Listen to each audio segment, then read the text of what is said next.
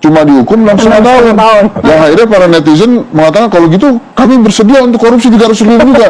Kalau hanya dihukum 6,5 tahun. Nah kemudian dijawab kan, lu punya nggak akses ke 300 triliun gitu. Baik. Jadi beberapa hal ini larinya kemana-mana, seperti menutupi berbagai hal-hal penting yang sebetulnya ada di masyarakat saat ini. Misalnya beberapa program lain yang mungkin akan diluncurkan di 2025 nanti. Jadi kalau saran saya, sekalian aja dibuka supaya tidak ada lagi penyanderaan politik ya, dan politik di Indonesia kembali menjadi politik yang baik gitu. Mas Heri, kalau memang dibuka ternyata ke publik, ada dampak hukumnya nggak untuk Pak Hasto misalnya? Ya ini kita belum bisa bicara jauh karena belum tahu buktinya apa ya. Ya katakanlah ada skandal yang kemudian diungkapkan. Tadi kan udah di-spill sedikit-sedikit tuh, Bang. Bagaimanapun kalau bicara tentang hukum itu harus ada batu ujinya. Kalau menurut saya, kalau memang mau diuji ya dilaporkan secara resmi ke aparat penegak hukum untuk di-challenge ya. Kita tidak ingin misalnya narasi-narasi semacam ini ternyata minor terhadap buktinya. Satu. Yang kedua, saya sepakat juga tadi Bang Hensat katakan, padahal ini adalah kewajiban hukum ya. Ketika ada seseorang mengetahui adanya dugaan tindak pidana, kan kewajiban hukumnya adalah memberikan kesaksian, menginformasikan kepada aparat penegak hukum.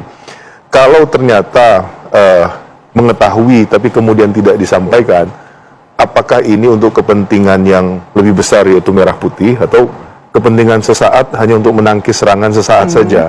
Nah ini nanti pasti pihaknya Mas Hasto lebih paham untuk menjelaskan hal itu. Tapi dari kacamata hukum sekali lagi, kita tentu sangat menyayangkan kalau sampai pilihan untuk tidak menyampaikan informasi itu adalah menunggu momentum, menunggu untuk diserang atau tidak diserang. Padahal untuk perbaikan hukum, ya sepahit apapun menurut saya harusnya disampaikan ke publik. Kalau saya yang tidak berada di kutub perkara ini, baik di KPK maupun di PDIP, sebagai masyarakat melihatnya adalah ya tentunya lebih senang kalau ada hal-hal yang sifatnya informatif dan menuju ke arah perbaikan. Nah masalahnya apakah kemudian bukti yang diajukan nanti itu memenuhi kualifikasi sebagai alat bukti atau tidak. Tapi ini haknya Pak Hasto untuk kemudian menyampaikan bahwa dia punya bukti sebagai warga negara Indonesia kan.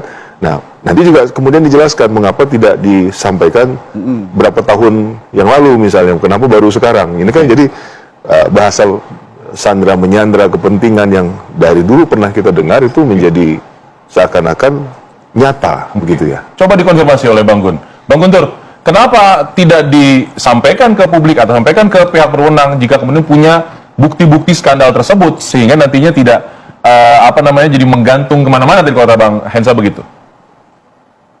Iya, terima kasih. Pertama saya mengomentari dulu yang disampaikan oleh Bang Hensat, bahwa kasus ini bukan Hasto Kristianto sebagai pribadi, Bang. Kalau kita menyimak dari pernyataan Ketua KPK, itu kan Hasto Kristianto sebagai Sekjen PDI Perjuangan. Jadi ini bukan kasus pribadinya Hasto Kristianto, tapi kasus yang menyerang PDI Perjuangan. Apalagi yang disampaikan Ketua KPK, pertimbangan atau bukti yang ia sebut, itu kan semua yang dikriminalisasi itu kan tugas kesekjenan. Misalnya menempatkan caleg. Tapi itu kan berdasarkan rapat DPP dan keputusan Ketua Umum. Jadi bukan pribadinya sekjen. Kemudian juga keputusan mem-PAW-kan ya Harun Masiku. Karena waktu itu juga kasusnya bukan hanya kasus Harun Masiku satu orang. Di situ ada nama Maria Lestari yang juga sama-sama diajukan ke KPU. Maria Lestari diloloskan, tapi Harun Masiku tidak. Bahkan disitulah ada upaya untuk meminta duit. Dan kalau saya jadi Harun Masiku saat itu, saya akan laporin ini upaya untuk pemerasan. Yang saya sudah punya namanya surat dari DPP, ada fatwa Mahkamah Agung. Ya cuma terjadilah kasus penyuapan itu dan kami tidak membela. Kasus yang lain juga adalah waktu itu juga di Gerindra ada Mulan Jamila yang mengajukan juga PAW dan meloncati 2 caleg di atasnya. Dan waktu itu juga diloloskan. Makanya di situ kenapa Harun Masiku tidak diloloskan kemudian dimintain duit. Tapi terjadilah kasus seperti ini dan kami tidak membela. Silakan buruh tangkap Harun Masiku karena kasus ini benar-benar menciderai citra partai dan juga selama ini menjadikan sandera politik terhadap Sekjen PDI Perjuangan. Itu yang pertama. Yang kedua, kenapa tidak dilaporkan kepada lembaga-lembaga penegak hukum? Pertanyaannya adalah apakah kita masih bisa percaya penegak hukum.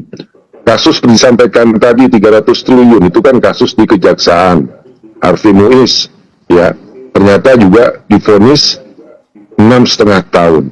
Kemudian mau laporkan kemana? Ke KPK.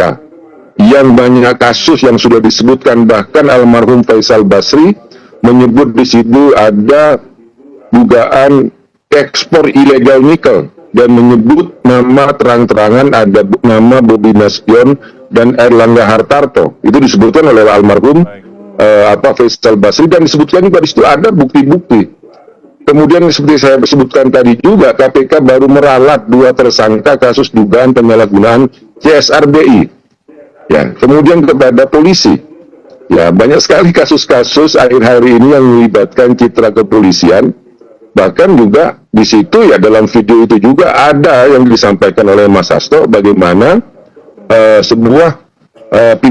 seorang pimpinan dari lembaga penegak hukum itu disalahgunakan, dipakai untuk menyelesaikan masalah pribadi anak seorang penguasa, masalah pribadi lah, tapi menggunakan kewenangan pimpinan penegak hukum. Nantilah kita lihat videonya, gitu. Tapi kalau Begitu tidak dilaporkan alasannya. ke penegak hukum itu tidak ada konsekuensi hukumnya, Bang Guntur?